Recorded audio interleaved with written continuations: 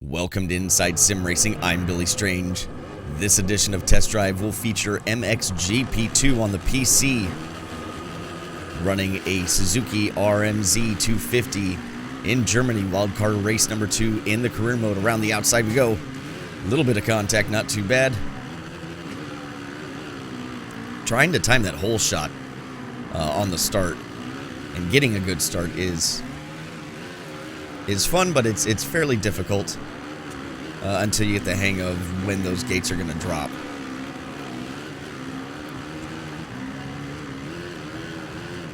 I like this part. Come down in here, nice hairpin underneath, lean back, get a big handful of throttle, does a little bit of a wheel stand.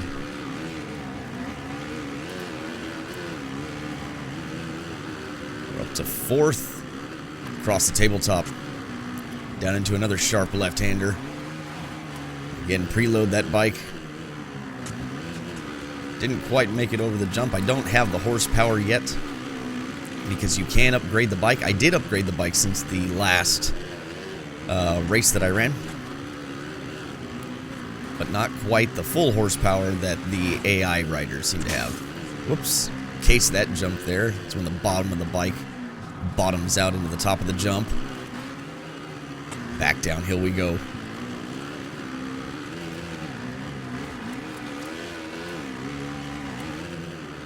Nice jump to drop off. Nice hairpin left-hander. And then down into another right-hander hairpin.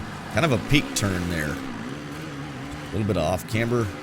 This is an awkward section to get right. Leaned a little too far back trying to get the front end up. When you hit that right, you can really fly through that section.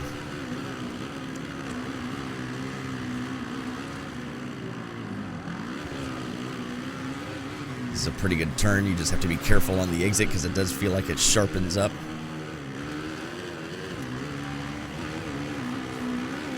Awesome section right there.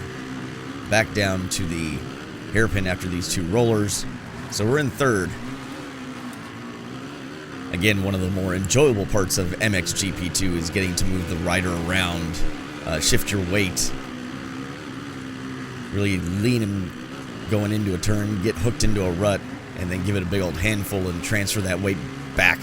See if you can get some traction on the rear. And it does take a little bit of getting used to. Again, I feel like my hands are going all different directions. Playing with the Xbox One controller, again on the PC.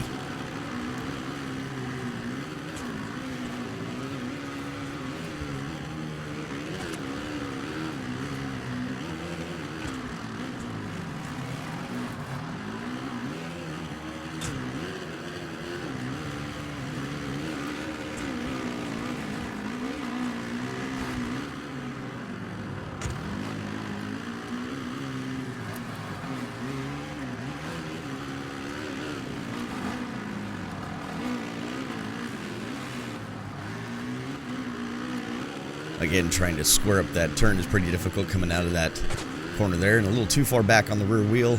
Slap the front end down, which when you do that, you lose time. I've noticed some people comment about how they feel that they're a little sick watching these videos. And I can understand that when you're not playing the game. It can be for those that suffer a little bit from field of view issues or first-person issues. I can understand. And ooh, big old wheel stand there. I can understand, you know, watching the video and kind of going, oh man, I feel seasick. It doesn't feel like that when I'm playing the game, though. Another nice wheel stand coming down the corner, trying to get all the traction I can. So when you play this first-person view, again, I don't feel like it's disconcerting. I don't get seasick or anything, motion sickness when I do it. It actually is fairly intuitive. Again, Milestone has seemed to get this first-person view right, whether it be with MXGP2 here or in the prior MotoGP games that I've tried out. We are on the last lap, still trying to chase down 1st and 2nd. I kind of gain a little here, lose a little there. That part was not that great. Another interesting thing I saw was people complain about in this camera view, the immersion level, that you're not jostling and moving around more, that the jumps and the ruts and stuff in the track should be more... Whoop, again, I'm a cheater. Back to fourth we go. But they feel like the first-person view should be jostling around a little more. I disagree with that. Your eyes don't... I have ridden, not competitively, but I have ridden a motocross bike, and you do not get the jostling around that you think you would. Your eyes compensate for a lot, and it's often some of the problems I have with, like, motion blur and things of that nature when playing any kind of racing game, is when they put those effects, they think that's what you feel, and you don't. If you are focused, your eyes tend to compensate for a lot. So even though you're bouncing around, it has to be pretty severe not, to not be able to see. And there's the end of the race. So I think the first-person mode does a really nice job in this instance of conveying what it's like to be on a dirt bike going around a course. There is no need for it to be bouncing all over the place, because your eyes just don't do that. And maybe it's a setting that they could put in for those people that feel like that's more immersive, then they can do. They can put that in. Options are always good. I don't bemoan anybody of wanting to play a game the way they would like to. So maybe that's an option that they can put in. But once again, I feel that the first-person view in this instance is done rather well. And again, your eyes, they adjust for that. They compensate for that movement. Can you imagine just walking down the street if our eyes were stationary and fixed into our skull? How much bouncing and vibration there would be, or even when you're just driving your streetcar.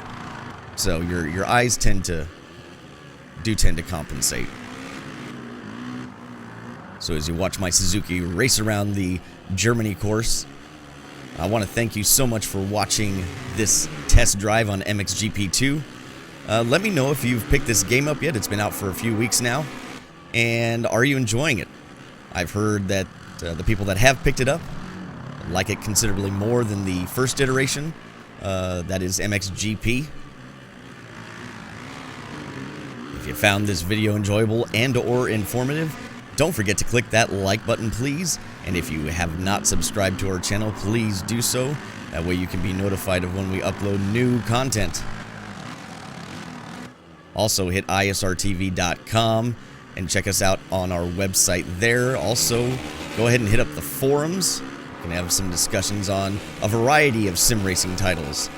You can follow Inside Sim Racing on Twitter. You can also follow me on Twitter if you like, at strange_Billy.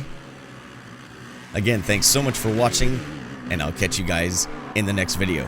Take care.